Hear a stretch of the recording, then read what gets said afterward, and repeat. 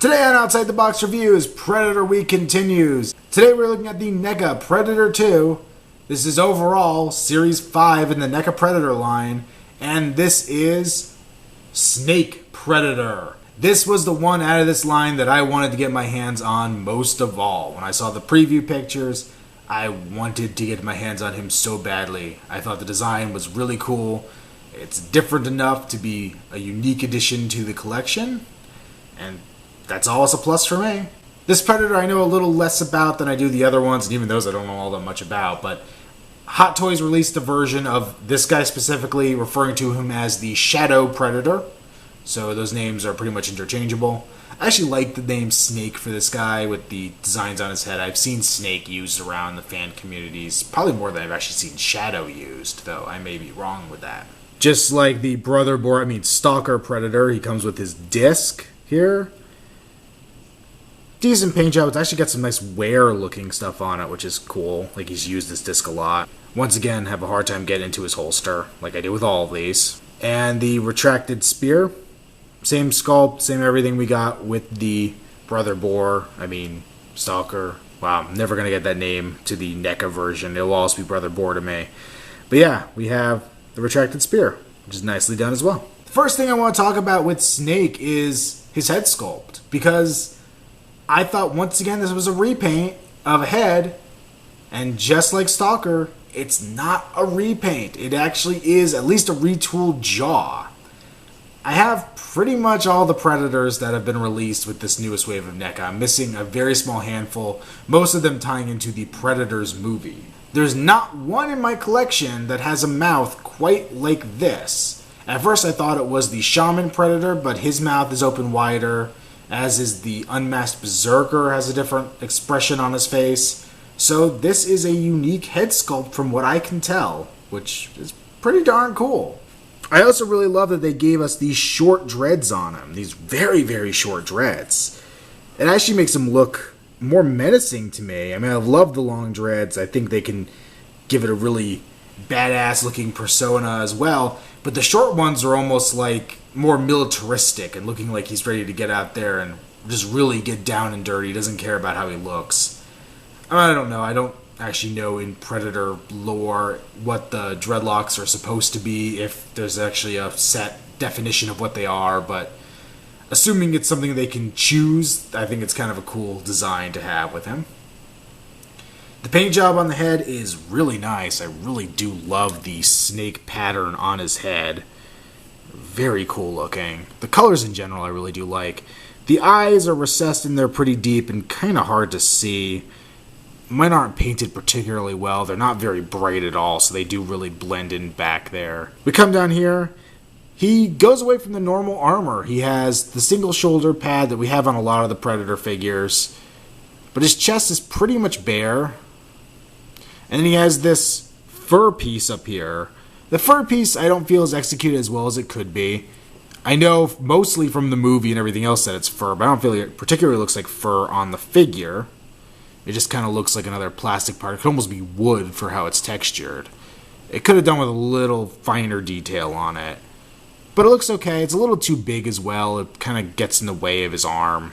But I do like that he has it. I like that it's something different on the Predators. That's why I like Snake. I like his design.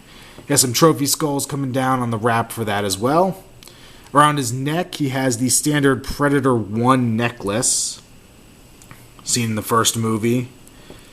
Another reused part, but, you know, whatever. I'm kind of used to it by now.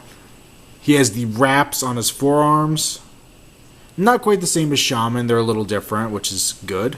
Coming down to his belt, it is kind of the standard belt we have with a lot of the Predators, but his also has the fur added to the side. Two big tufts on there, which is cool. He has this plate that I believe is supposed to say here on the front. Kind of looks like a breastplate, honestly, but it kind of hangs down there. It's cool looking. It's a nice coppery color. There's his holster down there on his legs, some more armor. Legs, pretty standard, not having the gun attachment on the side like the City Hunter did. I do love the bare feet with these Predators. I really like the feet sculpt on them, and even the just detail on the bottom side, or at least just enough to make it look like it's not all that cheesy. For hands, he has the one that is sculpted to hold his disc, and the other one meant to hold the staff. Once again, very cool. Turn around to the back. I like the paint job back here as well, taking on that snake persona and continuing with it. For articulation, same as the rest of the bunch, he has a ball-jointed head, pin and socket shoulders. This one's a little hindered by his armor. Bend and swivel at the elbow. Rotate at the wrist. Ball-jointed waist. Pin socket legs out to the side, forward and back. Rubber butt, I have to mention it. Contractually obligated. Rotate the upper leg. Bend the knee at 2 points. And a ball-jointed foot. Overall in this line, I think Guardian is the figure I was most surprised with. He really took me off guard. But Snake was the one I wanted most to start off with, and he's the one that I think I like more at the end of the day. Really, really dig this figure. Like the sculpt on him, love the paint on him. Even though the fur isn't done quite as well as it could have been, it's still a solid attempt. I don't know how much better you could really get in this scale with the materials. It would have been nice to have some actual soft goods, but that probably would have deteriorated horribly over time. I like that he has 2 good accessories with him, not some crap that he can't actually use. He could hold both of them, which major points in my book for being able to do that. And overall, I am thrilled to pieces over this guy. Highly, highly recommend him. Definitely worth a pickup. I think if you pick up no other in this set, Snake is probably the one. I really keep flip-flopping between him and Guardian, because Guardian really surprised me. But Snake has a lot of new parts on him, and I'm going to give him the slight advantage from this set, this wave, and say that he is the best of the wave. So what's next to look forward to for Predators from NECA? Well, between now and the next wave, I'm assuming we are getting the San Diego Comic-Con, whatever the heck it is. I thought we were supposed to find out, but I don't think they've announced it yet. But the next wave, as I'm seeing as of today, is set on BigBadToyStore.com to come out in September, which I kind of hope it doesn't, because there's a lot of stuff coming out in September that I'm going to be spending money on. But we're getting the Scout Predator, the Warrior Predator, and the Lost Predator. I am 90% sure the Warrior Predator is the one known as Ram. The Scout Predator, I believe, is the redo of the P1. The P1 helmet on the Predator 2 body, so it'll probably be pretty similar along the lines to the Guardian Predator from this set. And the Lost Predator being Borg, which is the Lost Predator I am most excited to get my hands on. There have also been rumors coming out of NECA that they're going to do an anniversary set of the original Predator on the new body that they've developed for P2. I'm not sure if I'm going to be in on that one or not. They're going to have to wow me with it to want to really do that.